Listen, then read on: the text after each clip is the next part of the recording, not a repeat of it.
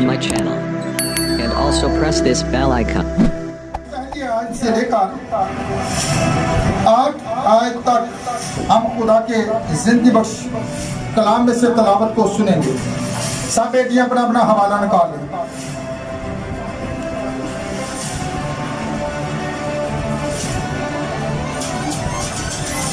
सात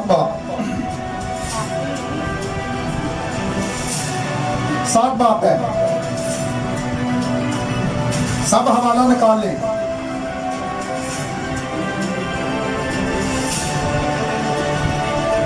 जी क्या लिखा हुआ है?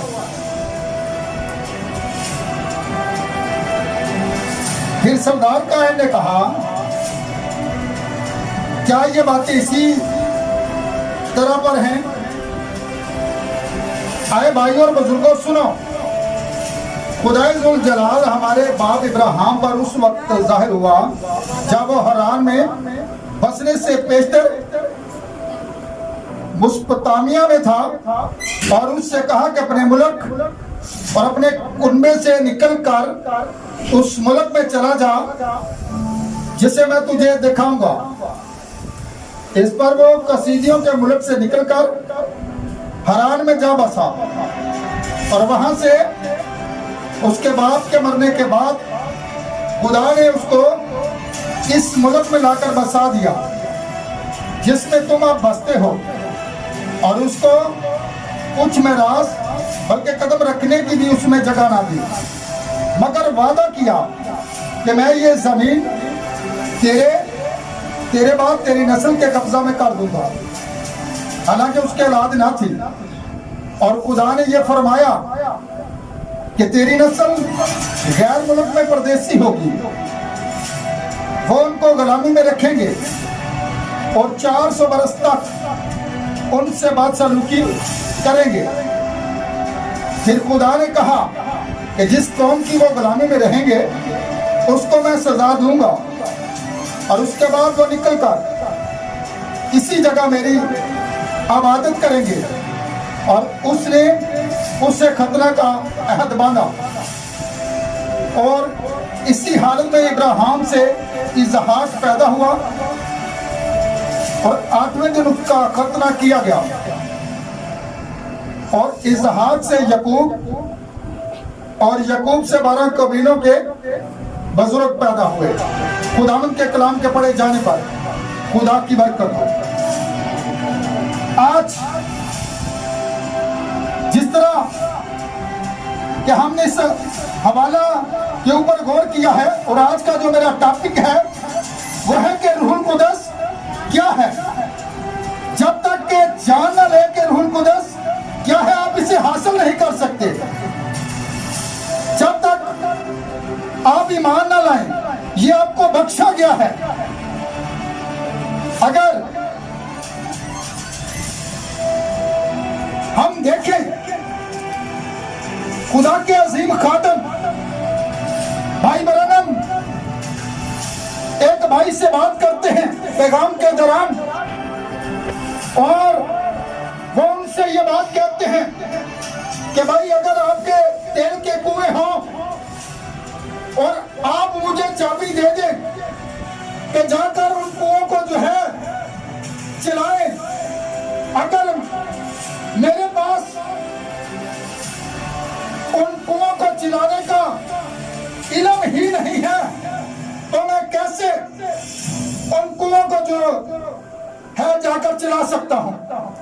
हो सकता है मैं कोई गलत चाबी घुमा दूं तो हो सकता है सारा काम ही जो है वो गलत मलत हो जाए। लेकिन आज हम जरा गौर करें, जब तक हम रूहुल कुदस के बारे में जान नहीं लेते उतनी देर तक जो है हम उसे कैसे हासिल कर सकते हैं। गौर करें, आज आप इन बातों के बारे में जो है जाने, किस तरह आप जानेंगे।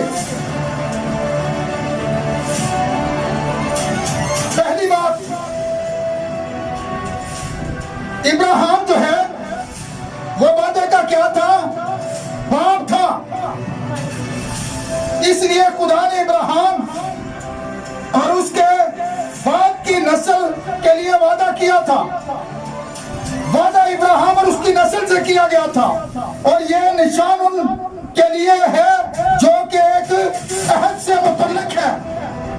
अब महज मसीही होने और रूहुल कुद्दस से ममूर मसीही में जो है एक बहुत बड़ा फर्क है।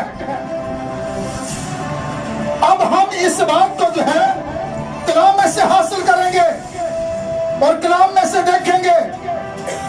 पहले जब कोई शख्स मसीही बनता है, जो मसीही होने का इकरार करता है, लेकिन अगर वो मसीही रूहुल कुद्दस से जो है ममूर ना हुआ हो तो अभी वो मसीही रूहुल कुद्दस के अमल ही से जो है गुजर रहा है। उसने इकरार तो कर लिया है, लेकिन अभी तक जो है उसने उस रूहुल कुद्दस को जो है हासिल नहीं किया। उसने उस पर ईमान रखने का खाली इकरार किया है। वो इस पर अभी जो है काम कर रहा है, लेकिन अभी तक खुदा ने उसे रूहुल कुद्दस नहीं दिया। अभी वो खुदा के साथ उस मकाम तक जो है नहीं पहुंचा जिसकी खुदा तस्दीक करे। चूंकि खुदा ने इब्राहिम को बुलाने के बाद उसके साथ एक अहद बांधा, जो अब एक ईमानदार के बुलाए जाने की तशबीह है। उसने इब्राहिम को बुलाया और इब्राहिम अजनबी मुल्क और अजनबी लोगों के दरमियान बसने के लिए अपने मुल्क से निकल खड़ा हुआ। यह इस बात की जो है तशबीह है, जब खुदा किसी इंसान को बुलाता है वो अपनी खुद गर्जी को जो है तर्क कर दे, अपने गुनाहों से तौबा कर ले, फिर वो उस भीड़ में से जिसमें वो पहले होता है निकल आता है और एक नई ग्रोह और नए लोगों के बीच में रह सके।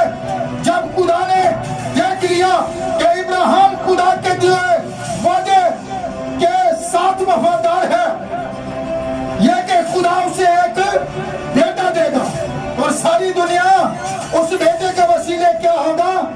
बरकत पाएगी।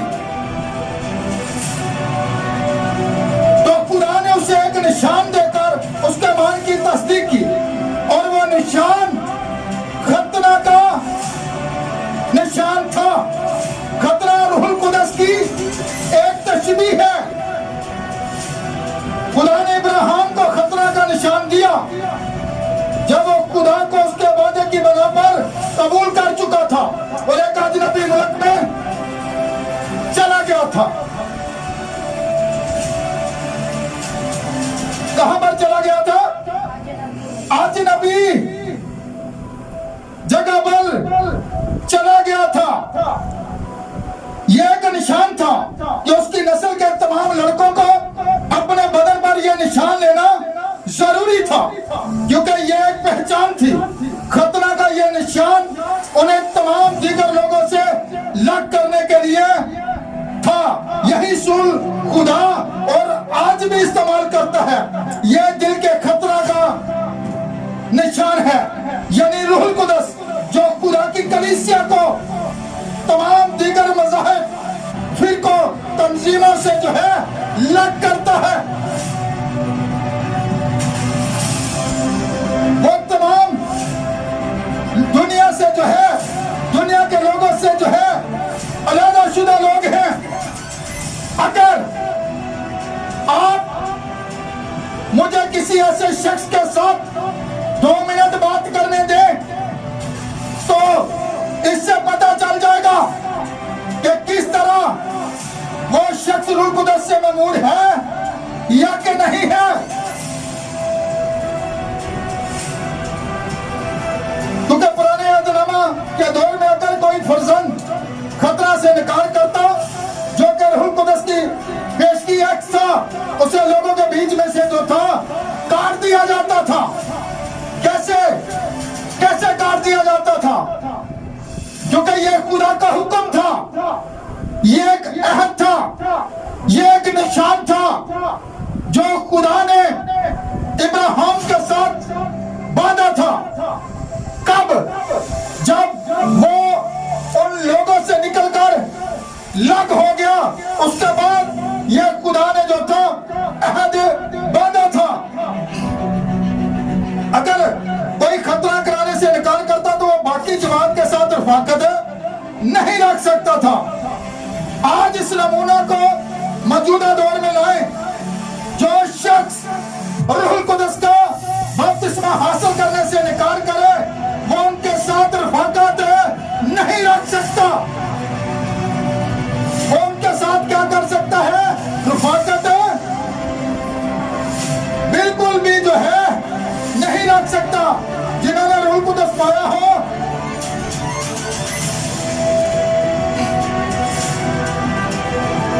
आप कबूतरों और कौवों को कभी भी जो है आपस में इकट्ठा बैठते हुए नहीं देखेंगे। आप कभी भी उनको जो है वो खुराक इकट्ठे खाते हुए नहीं देखेंगे। इसी तरह जो लोग खुदा के रूहुल कुदस से मामूर हैं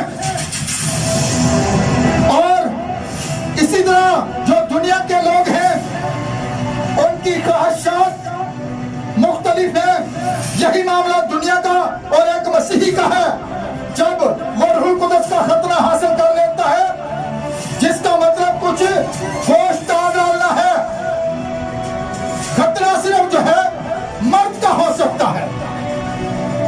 खतरा जो है सिर्फ मर्द का हो सकता है। मेरे साथ आप एक हवाला निकाले, पहला तमोथियुस उसका 2 बाब उसकी 15 आयत पर जरा गौर करेंगे कि क्या लिखा हुआ है वहां।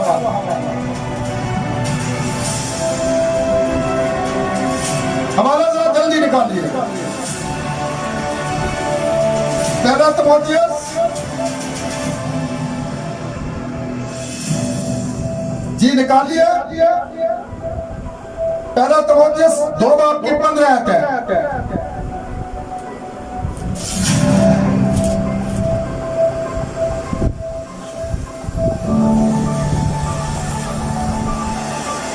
जी मिल गया सबको?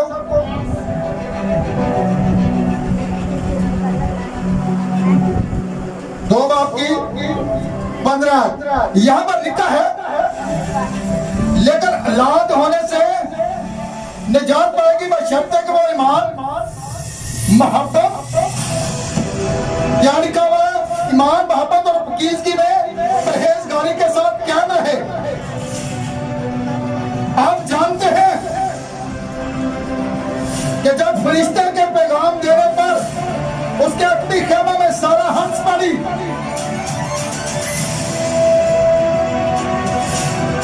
जब सारा हंस पड़ी, जब फरिश्ता ने इब्राहिम, हालांकि वो नहीं जानता था कि वो अजनबी कौन है, और उसने कहा तेरी बीवी सारा कहाँ है? उसे क्यों कर मालूम हुआ कि इब्राहिम की बीवी भी थी, जैसा कि यीशु ने कहा था। यीशु ने क्या कहा था? जैसा लूत के दिनों में हुआ वैसे ही इब्ने आदम के आने पर भी होगा। याद रखिए, वो निशान सदोम और मूरा के मजहबी दुनिया के लिए नहीं था। कौन सा निशान था जो उन्हें दिया गया था? यह बरगजीदों के लिए था, बुलाए हुआ के लिए था। इब्राहिम जो था वो बुलाया हुआ शख्स था, और कलीसिया के मायने हैं बुलाए हुए, लग किए हुए लोग। जैसे इब्राहिम ने खुद को उनसे लग कर लिया था, जिस तरह इब्राहिम ने उनसे अपने आप को जो था लग कर लिया था, वो बुलाया हुआ था। यह निशान जो था उसके पास था। जब सारा फरिश्ते के पैगाम पर हंस पड़ी तो खुदा ने उसे उसी दम जो है हलाक नहीं किया। खुदा ने उसी दम उसे जो है हलाक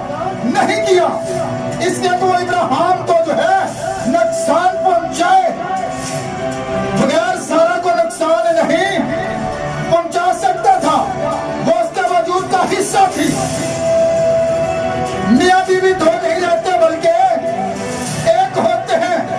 अब रूहुल कुद्स दिल का खतरा करता है और ये एक निशान है जो दिया गया है। एक दिन भाई ब्रदर कहते हैं कि एक शख्स जो कि रूहुल कुद्स से महमूर था,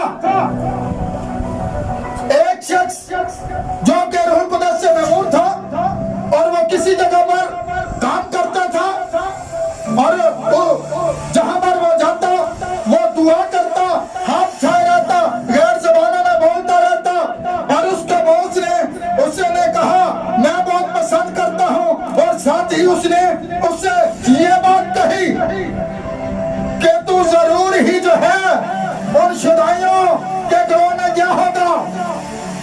कौन से ग्रोह में गया होगा? उन शुदाइयों के ग्रोह में गया होगा। वो नट है।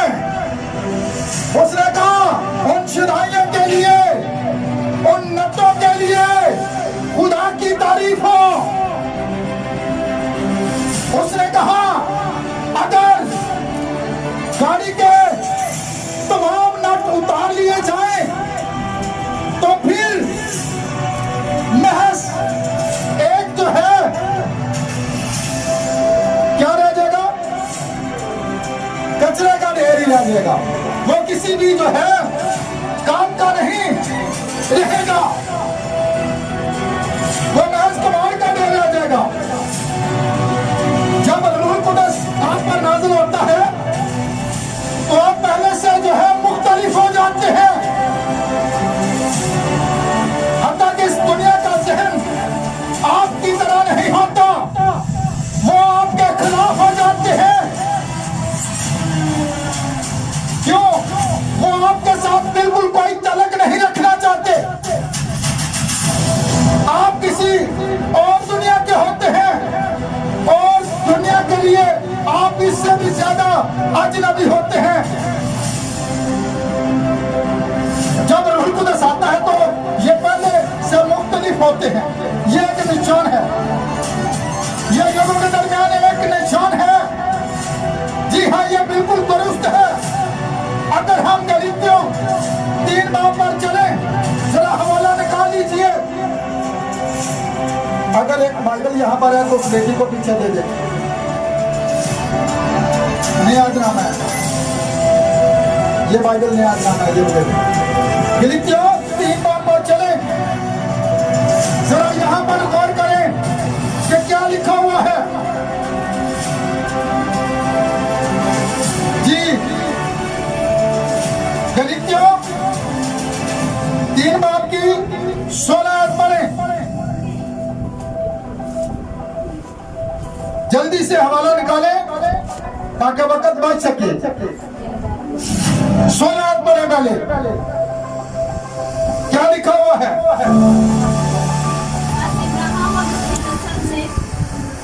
मैं पढ़ता हूं। लिखा हुआ है यहां पर, बस इब्राहिम और उसकी नस्ल से वादे किए गए। इब्राहिम उसकी नस्ल से, वो ये नहीं कहता कि नस्लों से किसी भी तरह का। उस बेटी को बाइबल दें, पीछे बाइबल दें, हवाला लें, पढ़ा करें मेरा बेटा। इसी तरह लोग सीखते हैं, खुद गौर करें। क्योंकि क्या लिखा हुआ है? बस इब्राहिम और उसकी नस्ल से जो थे वादे किए गए। वो ये नहीं कहता कि नस्लों से, जैसा कि बहुतों के वास्ते कहा जाता है। जरा इसकी 2829 आयत पर भी गौर कर लें, इसी बात की। क्या आगे लिखा हुआ है? 2829 आयत पर ना कोई यहूदी रहा, ना कोई यूनानी रहा, ना कोई गुलाम, ना आजाद, ना मर्द, ना औरत, क्योंकि तुम सब मसीह यीशु में एक हो। अगर तुम मसीह के हो तो इब्राहिम की नस्ल के वादा के मुताबिक वारिस हो। हम इब्राहिम की नस्ल कैसे हो सकते हैं? अगर हम मसीह में हैं तो फिर हम इब्राहिम की नस्ल हैं। इब्राहिम की नस्ल क्या थी? जैसा कि हम रोमियो 4 बार जरा निकालें, कई मकामात पर देख सकते हैं अब्राहम को भी वादा हासिल न हुआ था जब तक उसका खतना न हुआ था। यह दिखाने के लिए खतरा एक तशबीह है। खतरा से पहले उसे वादा दिया गया। अब्राहम को खतरा से पहले क्या था? एक वादा दिया गया था। और वो वादा कौन सा था? यह तशरीह उसके ईमान की तस्दीक थी जो उसके खतरा से बेहतर रखा, जो उसने ईमान खुदा पर रखा और खुदा पर ईमान रखते हुए उसने उन लोगों को छोड़ दिया, यानी कि वो दुनिया के लोगों से अलग हो गया। उसने खुदा के कलाम को कबूल किया। खुदा के कहने पर वो निकल कर चल पड़ा है। और जब वो चल पड़ता है तो फिर जो है वो किस तरह खुदा जो है उसके साथ बाद में वादा करता है। अब जब हम मसीह में हैं तो हम इब्राहिम की नस्ल बन जाते हैं और मसीह के साथ वारस ठहरते हैं। खा हम कोई भी हो, यहूदी हो या गैर को। खा ये बात कितनी भी मजाकियस दिखाई देती हो, जो आपकी हरकत कितनी गैर मामूली हो, आपको ये कितना नोखा बनाए। आज दुनिया उन लोगों पर हंसती है जो खुदा के रूह में, जो खुदा के कलाम के मुताबिक चलते हैं, जो दुआएं करते हैं। उनको ठट्ठों में उड़ाया जाता है, उनको बहुत कुछ कहा जाता है। लेकिन अब्राहम के ईमान को देखें किस तरह अब्राहम ने 75 वर्ष और सारा ने जो है 65 वर्ष की उम्र में खुदा के उस कलाम के लिहाज से कबूल किया। उसने शक नहीं किया क्योंकि ये बात खुदा ने कही थी। हालांकि उस वक्त जो थी उसकी लाज नहीं थी जब खुदा ने वादा किया था। जैसा कि माल की किताब के अंदर 7 बाब के अंदर हमने पढ़ा था कि तेरी लाज जो है उस मुल्क में जो है क्या रहेगी? गुलामी में रहेगी। 400 बरस तक वो उनकी गुलामी में रहेगी। लेकिन मैं फिर क्या करूंगा? उनको अपने जोरे बाजू से वहां से निकाल लूंगा। लेकिन हमारा जो आज का टॉपिक है वो है कि रूहुल कुदस क्या है। आप रूहुल कुदस के बारे में आज जाने। बहुत से लोग उलझन का शिकार हैं। कुछ लोग कहते हैं कि ये 3 शख्सियत हैं, जबकि बाइबल ऐसा नहीं कहती। क्योंकि हम बाइबल के मुताबिक चलते हैं। अगर हम बाइबल के मुताबिक चलते हैं तो फिर हमें इसकी रहनुमाई में, खुदा के पाक रूहुल कुदस की रहनुमाई में रूहुल कुदस के बारे में जो है जानने की जरूरत है कि रूहुल कुदस है क्या। कुछ लोग कहते हैं ये तीसरी शख्सियत है। कितनी शख्सियत है? कितने खुदा पर हम ईमान रखते हैं? वही खुदा है। खुदाइश की किताब से लेकर मकाशफा की किताब तक एक ही वाहिद खुदा है। यशायाह के अंदर खुदा कहता है कोई दूसरा है नहीं कि जो तुम्हें मेरे हाथ से जो है बचा सके। तो फिर यीशु मसीह कौन है? जो बचाने वाला है, जो छुड़ाने वाला है। आज हम इस बात के बारे में जो है जान सके कि यह तीसरी शख्सियत है या कि यह वही रूह कुदस है जो कि यीशु मसीह के अंदर था। मैं इस बात पर आऊंगा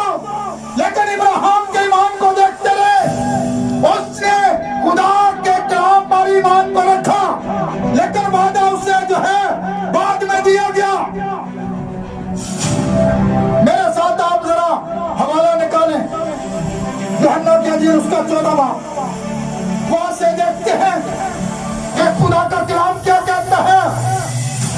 मैं एक दफा एक जगह पर था, मैं खुदाम से बात कर रहा था, तो मुझे कहता नहीं भाई जी ये नहीं हो सकता, ये तीसरी शख्सियत है।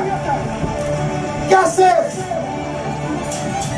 आज लोग खुदा के कलाम की तशरीह कर रहे हैं, कैसे लोग, लेकिन खुदा को किसी भी जो है तफसीर करने वाले की जरूरत नहीं है, खुदा को किसी तर्जमान की जरूरत नहीं है। उसने कहा कुआरी हामला होगी, क्या हुई? उसने कहा वो बेटा जनेगी, उसने जना। खुदा जो कह देता है वो बात जो है अटल है, वो टल नहीं सकती।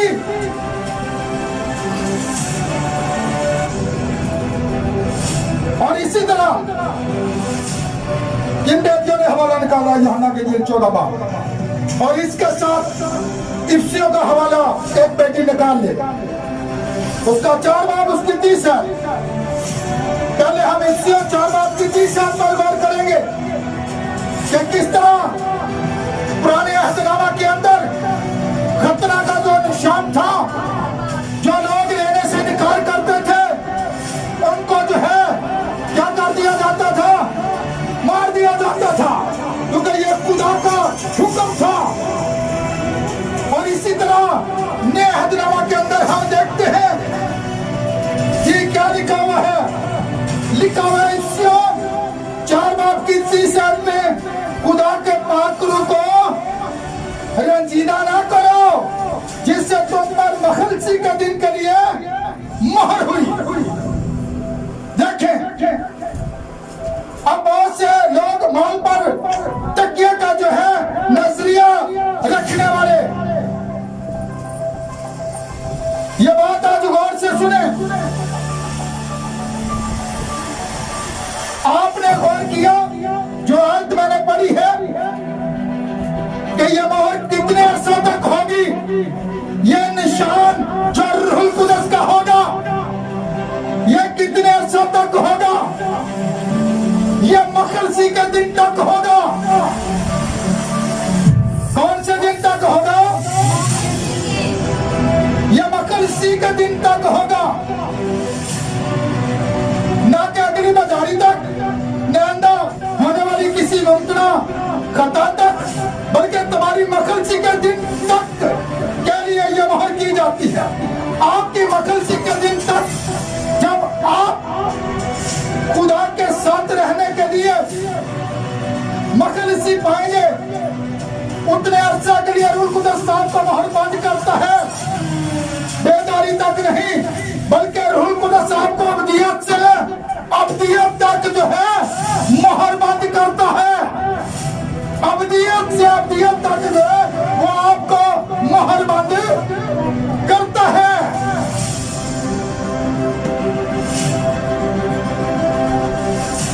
जरा गौर करें, मोहर का मतलब मुकम्मल शुदा काम। अगर किसी जगह पर मैं कोई लेटर भेजता हूं तो हर पास्टर की एक अपनी स्टैंप होती है। अगर मैं अपनी स्टैंप उस पर लगा देता हूं तो दुनिया के किसी भी कोने के अंदर वो स्टैंप पड़ी जाएगी।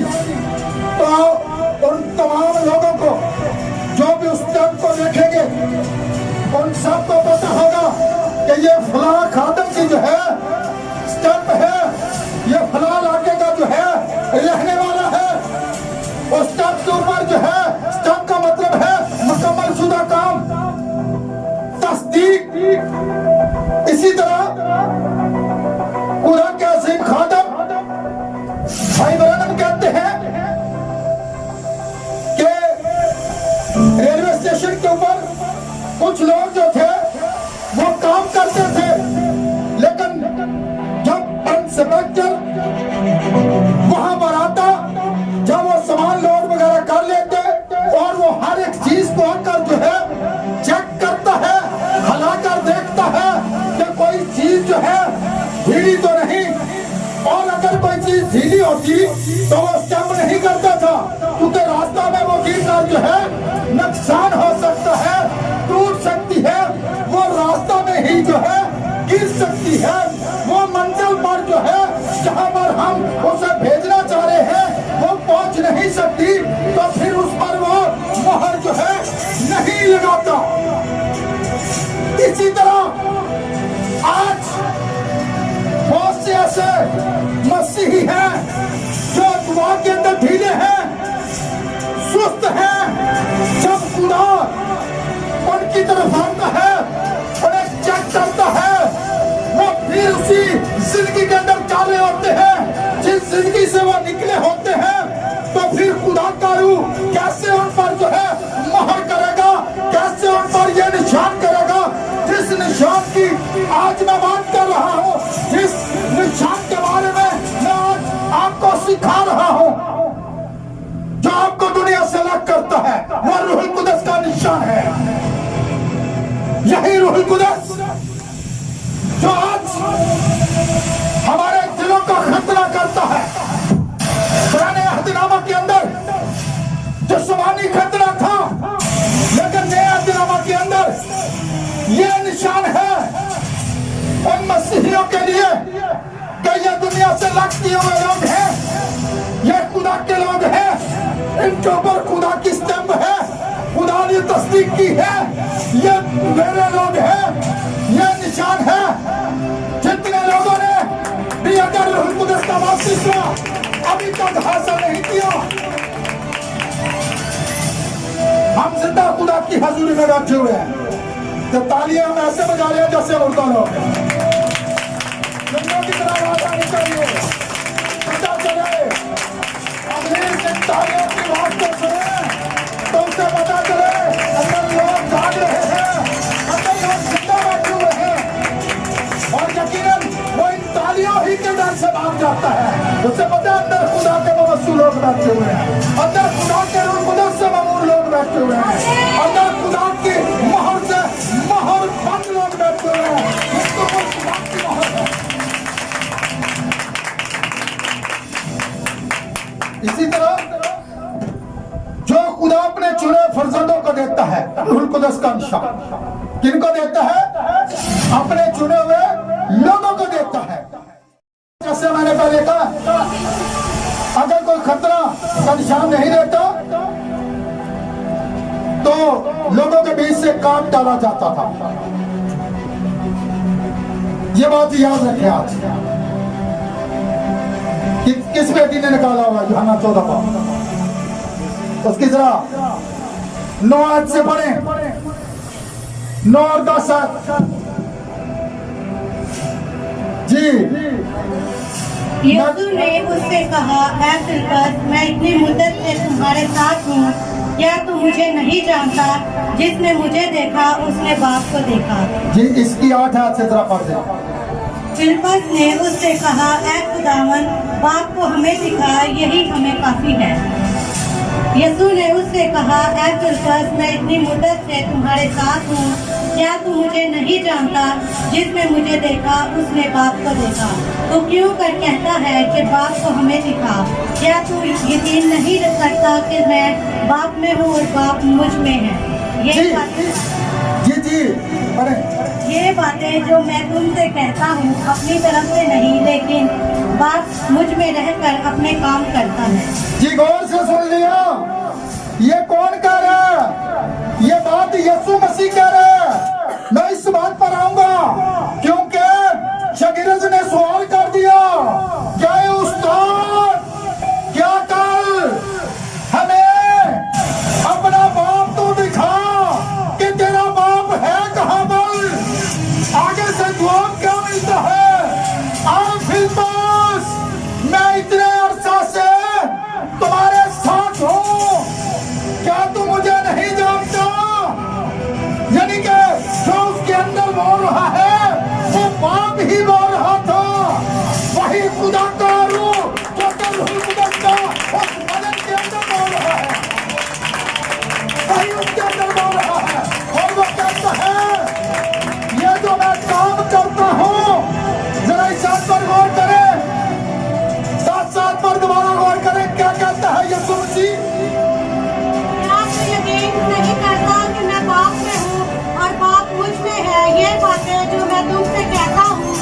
अपनी तरफ से नहीं, लेकिन बाप मुझ में रहकर अपने काम करता है। वो कह रहे हैं, यीशु मसीह क्या कह रहे हैं, ये जो बातें मैं आपसे कह रहा हूँ, ये तो मैं कलाम कर रहा हूँ, ये अपनी तरफ से नहीं कर रहा, बल्कि बाप मेरे अंदर है, वही आप लोगों से मुखातब है।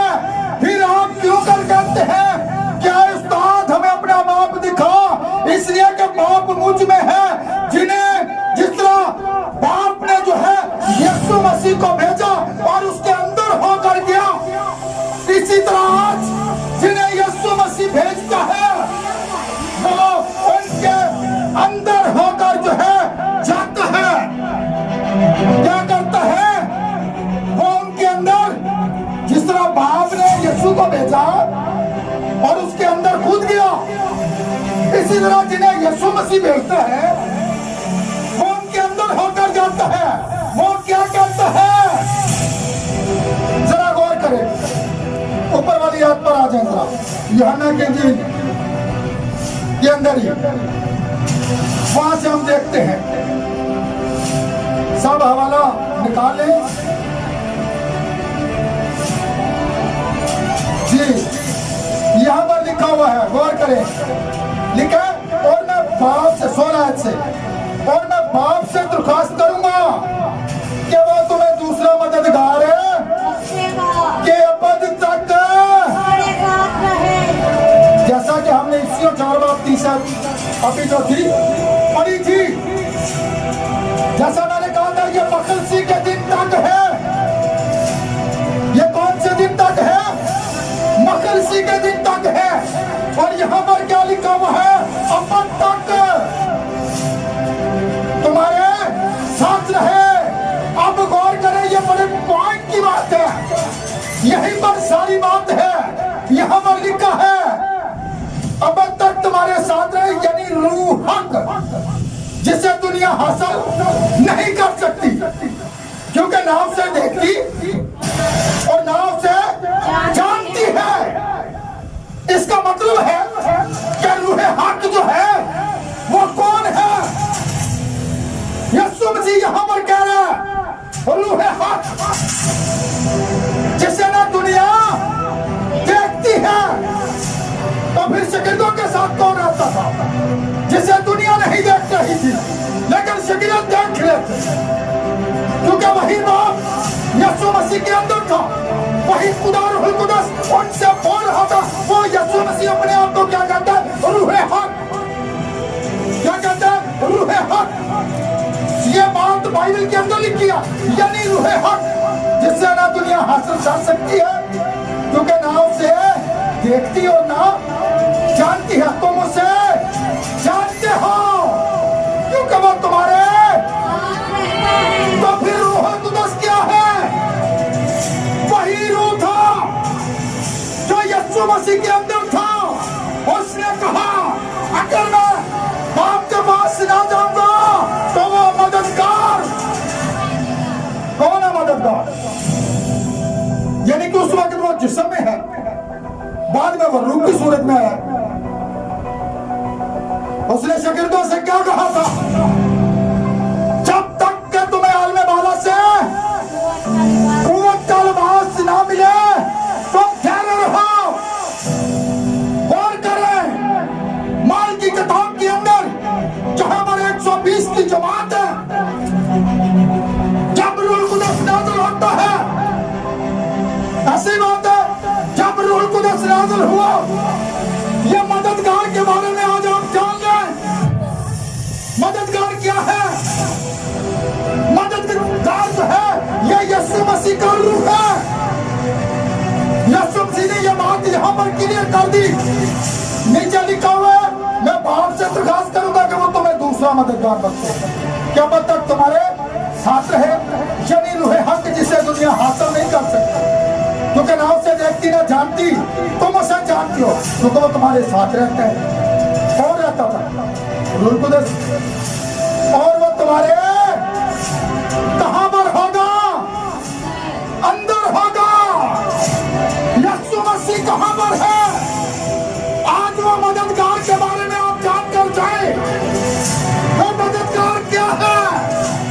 आज कबीलों के लोग, बहुत सी तंजीमों के लोग, बहुत से फिरकों के लोग, बहुत से ऐसे दुनिया के अंदर लोग हैं जिन्होंने उसको तीसरी शख्सियत बनाकर पेश किया है, जबकि ये बात बाइबल नहीं कहती। मैंने पिछले पैगाम के अंदर भी ये बात कही थी कि एक ही खुदा के 3 टाइटल थे, एक ही खुदा के 3 दफ्तर थे। जैसा कि मैं यहां पर हूं,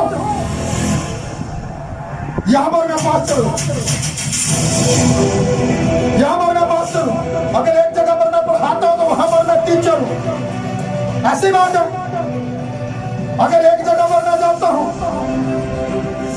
तो मैं गाड़ी चलाता हूं, तो वहां पर मैं क्या हूं? आप कितने मान गए?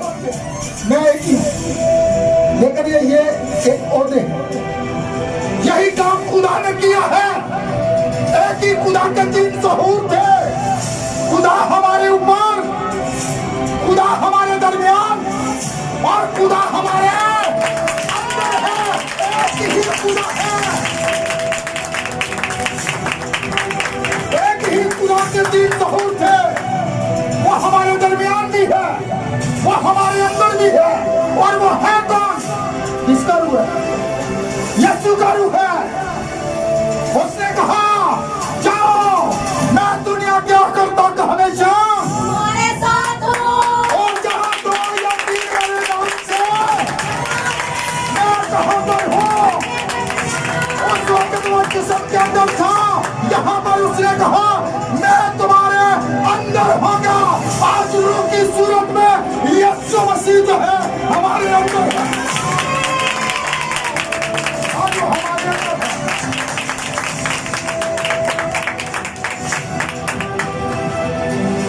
ये है वो निशान, ये है वो रूहुल कुद्दस। एक दिन मैं पैगाम सुन रहा था, सियालकोट की बात है। कोई तसलीसी भाई था, वो बड़े जोश से इस पैगाम को पेश कर रहा था और मैं सुन रहा था। उसने कहा ये तीसरी शख्सियत है, उसका भी हमारी तरह चेहरा है। अगर 3 शख्स खड़े कर दिए जाए तो फिर जवाब 3 होगा। क्या नाम है बेटा आपका? यीशु आ गया था, अशराफ भी आ जाए, दौड़ भी आ जाए। अब यहां पर जरा गौर करें, इधर रुक करें, साथ हो जाए।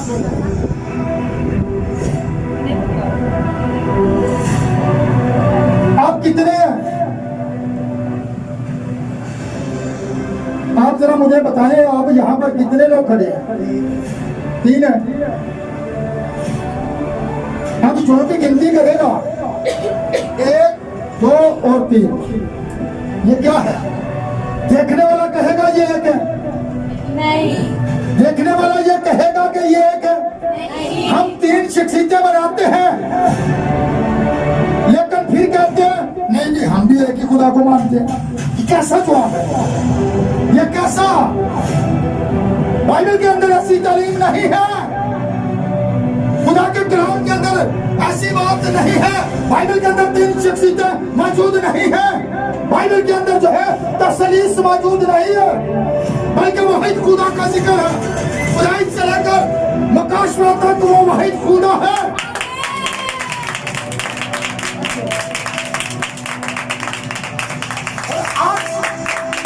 लोगों को यह सिखाया जाता है कि यह तीसरी शख्सियत है रूहुल कुद्दस, बल्कि ये उसका दूसरा ज़हूर था।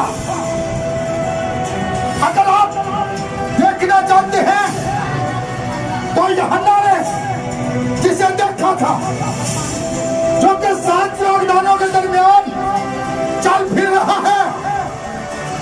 7 कलीसिया समान चिरागदान क्या है? मकाशवा की किताब के अंदर चिरागदान क्या है? 7 कलीसिया जमाने हैं, 7 कलीसियाएं हैं जिनके अंदर कितनी शख्सियतें फिर रही हैं। रूहुल कुद्दस, खुदा रूहुल कुद्दस है। ऐसी बात है। गीत गाते हैं अपनी कलीसिया च चलना फिरना ते मौज दे यसू उठदा फिरदा ये अपनी कलीसिया च कौन चल रहा है? ये उसका दूसरा ज़हूर है या तीसरी शख्सियत है? ये मैं हालांकि ये मेरे ताकि का हिस्सा नहीं है आगे मकासदा की किताब का, लेकिन मैं आपको ये दिखा रहा हूँ जो लोग ये समझते हैं कि ये तीसरी शख्सियत है, वो अपने मकासदा को देखें और बाइबल को देखें। वहाँ पर लिखा है 7 रागदानों के दरमियान जो आवाज यूहन्ना से मुखातिब होती है, वो आवाज कहाँ पर है? सोने के 7 रागदानों के अंदर है। और यूहन्ना को जब वो आवाज देने वाला मुखातिब करता है, यूहन्ना पीछे घूमकर उसकी तरफ देखता है और एक आदमजात से शख्स को देखता है। किसको देखता है? ये उसका दूसरा ज़हूर था। पहले वो बदन में था, अब वो मददगार के तौर पर आया है। आज आप मददगार के बारे में जाने, मैं ये कलाम में से साबित करूंगा, बाइबल में से साबित करूंगा ये मददगार कौन है। जो लोग नहीं समझते, जो लोग फेसबुक पर कितने भी कलाम मुझे सुनते हैं, मैं उनके आगे रिक्वेस्ट करता हूं आप बाइबल को देखें, खुदा के कलाम को देखें और अपने मकासदों को देखें। उनके पास जो मकासद है, क्या वो दुरुस्त है? क्या वो बाइबल के मुताबिक है? अगर नहीं तो फिर आज इन हवालों पर गौर करें कि रूहुल कुद्दस क्या है। यह तीसरी शख्सियत नहीं थी, बल्कि वही रूह जो यीशु मसीह के अंदर था, वही जमीन पर आया। मेरे साथ अगर आप निकालना चाहते हैं हवाला, पहला हमने मददगार पढ़ा है कहां पर? 16 के अंदर क्या लिखा हुआ है? यूहन्ना की इंजील 14 बाब की 20 आयत के ऊपर क्या लिखा हुआ है? वहां बेटा पढ़े जी, क्या लिखा हुआ है? लिखे मैं तुम्हें दूसरा मददगार बख्शूंगा। ये मददगार के बारे में जाने। अब आप मेरे साथ हवाला निकाल लें। पहला यूहन्ना 2 बाब की पहली है। पहला यूहन्ना 2 बाब की पहली है। ये मददगार है कौन? रसूल क्या कहता है और आज हम क्या कह रहे हैं? ये निकाल दिया।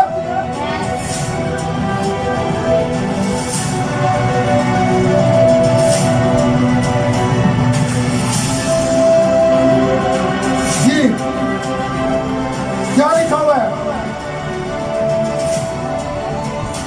मेरे बच्चों, ये बातें मैं तुम्हें इसलिए लिखता हूँ कि तुम गुनाह ना करो, और अगर कोई गुनाह करे तो बाप के पास हमारा एक मददगार मौजूद है। एक मिनट, मददगार की बात कर रहा हूँ। आज हमें इस मददगार के बारे में जानना है कि ये मददगार है कौन। यूहन्ना की इंजील के अंदर हमने पढ़ा था कि मैं बाप से दुखास करूंगा कि वो तुम्हें दूसरा मददगार है। बस ये अब यहाँ पर जो मददगार है ये कौन है? रसूल क्या कह रहा है? ये यीशु मसीह का रूह है। बाप के पास हमारा एक मददगार मौजूद है, वो हमारी वकालत करता है, वो हमारा वकील है।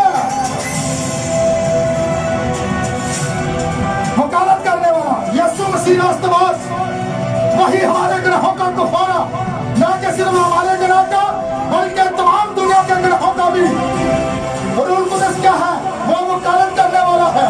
वकालत करने वाला क्या होता है? वो क्या करता है? वो हमारी शिफायत करता है। उसके पास रहम है, वो हमारी जगह पर खड़ा होता है हमारी शिफायत के लिए। गुनाह मैंने किया है और वो मेरी जगह पर खड़ा है शिफायत के लिए, रहम के लिए।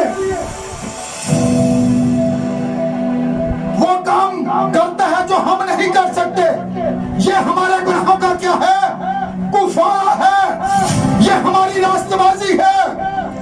ये वो हमारी शिफा है। ये हमारी जिंदगी है। ये हमारी क़यामत है। वो सब कुछ है जो खुदा रखता है, वो वकालत करने वाला है। हमारी नाइल्मी का वक्त हमारी शिफायत करता है। रूहुल कुदस पा लेने के बाद भी बाज़ औक़ात हम इल्मी में किसी खुदा के मुर्तकब हो सकते हैं, तब रूहुल कुदस हमारी वकालत के लिए मौजूद होता है। वो हमारी वकालत करने वाला है, वो वहां खड़ा होता है, इल्तिजा करता है। हम खुद अपने लिए इल्तिजा नहीं करते, बल्कि रूहुल कुदस जो हमारे अंदर होता है, हमारे अंदर से जो है इल्तिजा करता है।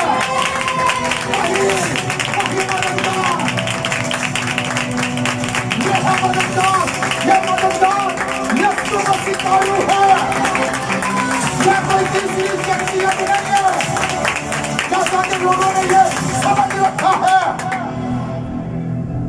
मैंने यहाँ पर ये बात यहाँ पर पहले यूहन्ना के अंदर 2 बाब की पहली आयत पर बताया है। ये मददगार कौन है? ये यीशु मसीह ही है।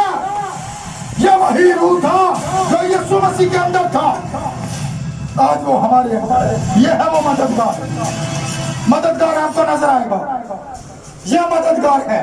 ये कोई तीसरी शख्सियत नहीं आ गई तो बेटा आसमान पर चला गया और उसने जाकर तीसरी शख्सियत को जमीन पर भेज दिया, जबकि ऐसा नहीं है। ये वही रूह था जो यीशु मसीह के अंदर था, और अब वो जो है हमारे अंदर है।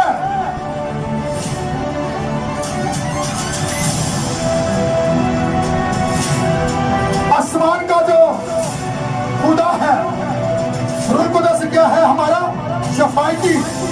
हमें खुदा का कितना ज्यादा शुक्र अदा करना चाहिए।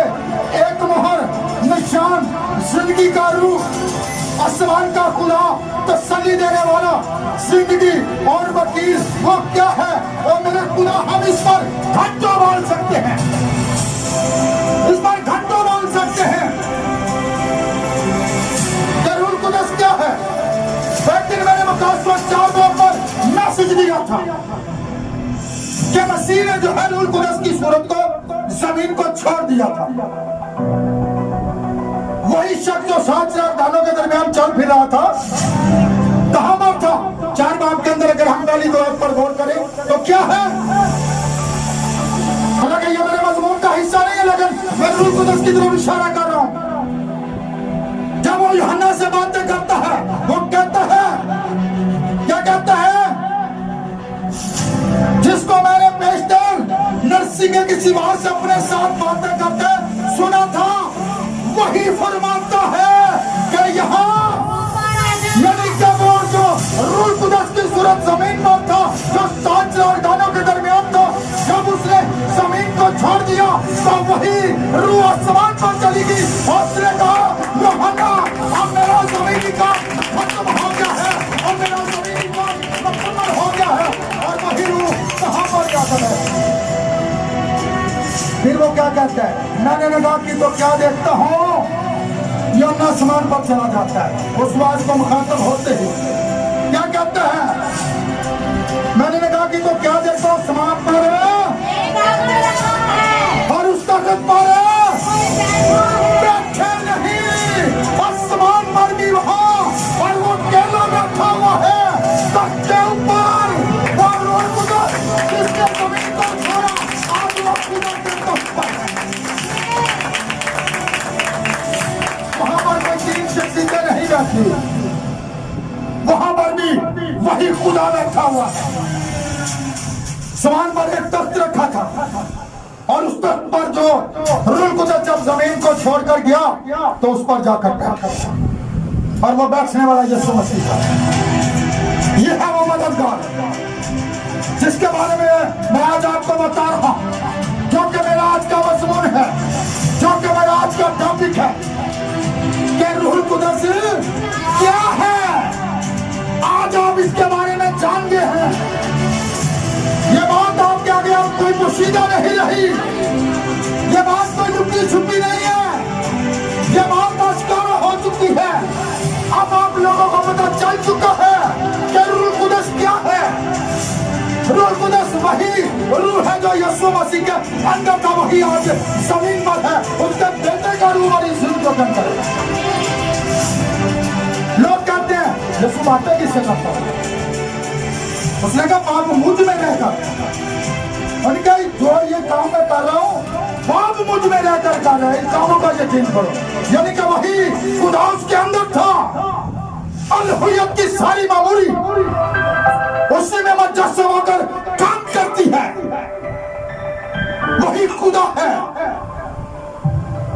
उससे पहले यशायाह के अंदर लिखा है, ना मुझसे पहले कोई खुदा हुआ और ना कोई मेरे कोई दूसरा खुदा नहीं है, एक ही खुदा है, एक ही शख्सियत है। और आज वो रूह कुदस की सूरत में हमारे दरमियान जुम्बश करता है। आज वो रूह कुदस की सूरत में हमारे दरमियान होता है। जैसा कि पिछले मज़मून के अंदर भी मैंने ये बात कही थी, पिछली दफा मेरा टॉपिक जो था बपतिस्मे पर था और फोकस जो था वो नाम पर था, और नाम वही था। बाप बेटा रूह कुदस नाम नहीं थे, लक़ब थे। मैं बेटा, बेटा मेरा नाम नहीं। मैं बाप हूँ, बाप मेरा नाम नहीं। मैं शोहर हूँ, शोहर मेरा नाम नहीं। लेकिन मैं तीन नहीं मान गया, मैं एक ही हूँ। यही काम खुदा ने किया है। एक ही खुदा के तीन सहूर थे। हम ये पढ़ते हैं कि इब्तिदा में क्या था और कलाम मुजस्सम हुआ, यानी कलाम ने बदल ले लिया। तो जब कलाम ने बदल ले लिया तो यूहन्ना के इंजील वाले बाब के अंदर इब्तिदा में कलाम था, कलाम खुदा के, तो कलाम खुद ही वही खुदा था, वही रूह कुदस है, वही निशान है जो आज कलीसिया के ऊपर है। आज जो कलीसिया के ऊपर निशान है वो मुर्दों में से जिंदा होने का निशान है। तो यीशु मसीह रूह की सूरत में हमारे दरमियान है। कितने लोग हैं जो रूह कुदस के बपतिस्मा की आरज़ू रखते हैं? मैंने आपको ये आज सिखाया है। खुदा ने इब्राहिम को बुलाया था, ये उसने ईमान रखा। इस बात के बारे में जान सके कैसे? जब कोई मसीही अपने गुनाहों से तौबा करता है तो अभी वो काम शुरू करता है। क्या करता है? अभी वो काम शुरू करता है, अभी वो काम जारी है। खुदा आता है चेक करने के लिए, तस्दीक करने के लिए, क्या ये बंदा इस लायक है कि मैं इसके ऊपर अपनी मोहर करूं, इसके ऊपर अपना निशान करूं कि ये अबदियत तक जो है अब मेरा है। ये निशान उसी वक्त मिलता है जब आप रूह कुदस की आरज़ू करते हैं, जब आप उसका कलाम पर ईमान रखकर उसके पीछे सच्चाई के साथ चलते रहते हैं। तो फिर रूह कुदस जिसने इस पूरी बाइबल को कलमबंद करवाया है, अपने कलाम का किस तरह मुखालफ होता है? खुदा का कलाम रूह कुदस की तारीफ से लिखा गया। आज आपने मददगार के बारे में जान लिया कि ये मददगार कोई तीसरी शख्सियत नहीं बल्कि वही रूह था जो यीशु के अंदर था, जो यीशु ने कहा दुनिया रूह हक, जिसे ना दुनिया देखती ना जानती मगर तुम उसे देखते हो। यानी कि यीशु तो उनसे बोल रहा है, ठीक है, जिसे दुनिया ना देखती ना जानती है मगर तुम उसे देखते हो और जानते हो क्योंकि वो तुम्हारे साथ है। शागिर्दों के साथ कौन रहता है? तो फिर इसका मतलब है रूह हक, रूह कुदस कौन था? वही था जो उनसे बोल रहा था, जो उनसे बातें कर रहा था। सुनाए, अपनी आंखों को बंद कर लें और इसकी जुस्तजू करें कि खुदावन मैं एक बुलाया हुआ शख्स हूं, मैं एक बुलाई हुई बेटी हूं, मैंने तेरे कलाम को कबूल किया है। और खुदावन जिस तरह इब्राहिम ने तेरे कलाम को कबूल किया और दुनिया के लोगों को छोड़कर वो एक नए ग्रोह के अंदर चला गया, नई जगह पर चला गया। इसी तरह खुदावन जब मैंने पुरानी जिंदगी को तर्क कर दिया है, गुनाह को तर्क कर दिया है, बदी को तर्क कर दिया है और उस काम को तर्क कर दिया है जो कि खुदावन मुझे तुझसे जुदा कर सकते हैं। खुदावन मैं अपने आप को तेरे सपुर्द करती हूँ, तेरे हैंडओवर करता हूँ।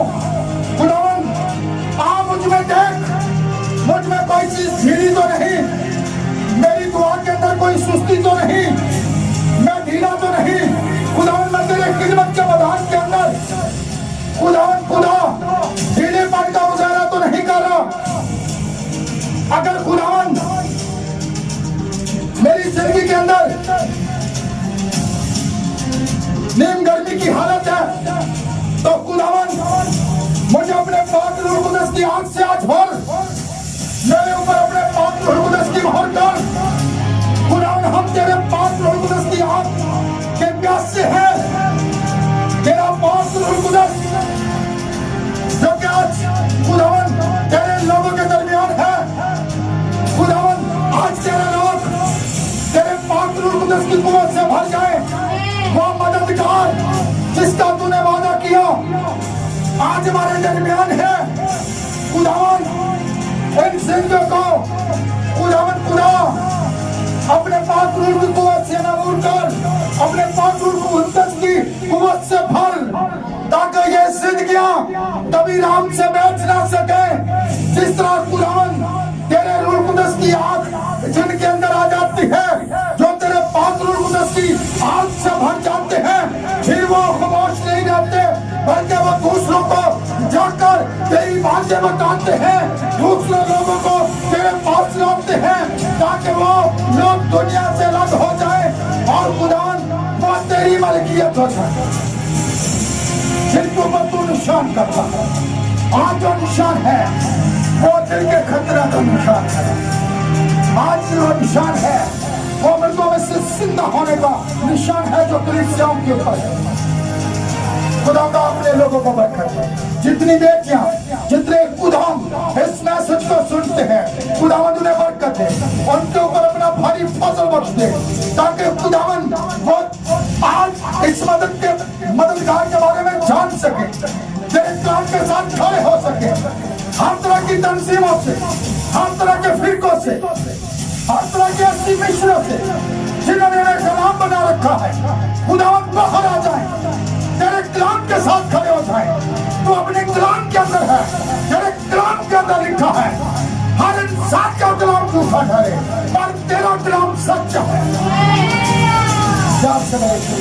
अपने लोगों को अपने कलाम के अंदर जिस तरह के खुदावन तूने इस आखिरी ज़माना के अंदर, लौदीकिया के ज़माना के अंदर अपने बंदा एलिया को खड़ा किया, उसने दुनिया के लोगों को झंझोड़ा है तेरे कलाम के साथ, ताकि वो लोग तेरे कलाम के पास वापस आ जाए। तो खुदावन आज लोग तेरे कलाम को जानता है, खुदावन तेरे कलाम के साथ खड़े होने वाले जितनी जिंदगियां भी फेसबुक पर, यूट्यूब पर खुदा मुझे सुन, उनके लिए बरकत की दुआ करता हूं। खुदा मुझे भी अपने पाक रूह कुदस की आग से मार, और खुदावन अपने मुल्क पाकिस्तान के लिए भी दुआ करता हूं, अपने हुक्मराने वाला के लिए भी दुआ करता हूं जो कि खुदा इस मुल्क को चला रहे हैं। खुदावन खुदा हर इदारे के लिए खुदावन तेरे चलाने वाले हाथ को चाहता हूं, हर तरह के खुदावन अबलीस के मंसूबों से, खुदावन दुश्मन के हर तरह के बंधनों से, दुश्मन के जालों से खुदावन इस मुल्क को तो महफूज कर, और इस मुल्क पाकिस्तान को तो खुदावन बरकत दे, ताकि ये बढ़ता चला जाए। और खुदावन खुदा इसके लिए हम बरकत की दुआ करते हैं, जहां पर हम तेरा नाम बड़ी आजादी से खुदावन ले सकते हैं। और खुदा मेरा ईमान है कि जिन जिंदगियों के लिए जो कुछ मैं मांगा सो खुदा तूने मेरी दुआ को सुने, इसके लिए मैं तेरा शुक्र अदा करता हूँ। सभी कुछ मांग लेता हूँ तेरे बेटे अपने खुदा यीशु मसीह के नाम से, आमीन, हालेलुया।